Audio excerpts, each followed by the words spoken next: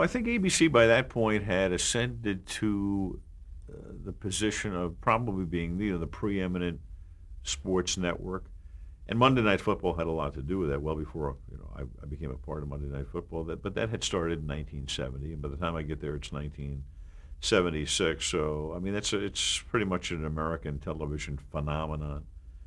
And then they get involved with baseball, and they were the college football network at that time, and they were the Olympic network as well. So I think people thought of ABC as probably number one in sports at that point. And Roone Arledge was there, and Roone had kind of developed this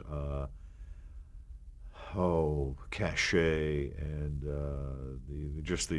the image of Roone was so unbelievable at that point to people in the media and people who followed the media that Roone became kind of almost a mythological figure in the middle of his career.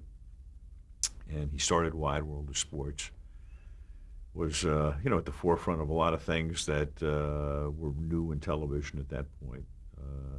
I think between Wide World and Monday Night Football and the Olympics, ABC kind of changed the business at that point. And so I came in, after all of these things had started. In fact, by the time I get there, Wide World had already been on the air for 15 years, so it was a mature show. But just to be, connected to that was terrific at that point. And you got to do so many different things and work with a tremendous number of talented people too. So that was, the greatest education a guy could possibly get. You mentioned briefly Roone Arledge. How would you describe him?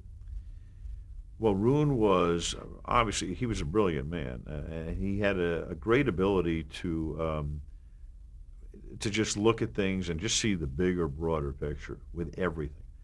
And I think the greatest thing that Roone did was he made you understand that sports are great and they're fun, and games are fun, but there's a sameness to an event, and what makes that event unique and different than another event of that ilk is the human element. And he was always big on people and getting you to think about his production crew, his announcers, people, telling stories about people. So you're talking about the game, you're discussing strategy and certain things, but it comes back to the connection with the human element. And people want to hear stories about people. They want to develop a connection, whether it's pro or con, or feel, an emotion towards somebody, whether it's positive, negative, or what have you, predicated upon what sort of a person they are. So I think he was, and Roone was a genius in that regard. I mean, he was able to make gymnastics, which nobody watched, something that became like the premier event in the Summer Olympics, and was able to help make Nadia Comaneci and Olga Korbut icons, and that was Roone. I mean, Roone understood that you had to make people have a connection with them, and then that would almost transcend the sport. And I think that's the greatest lesson that all of us who worked for Roone took away from it.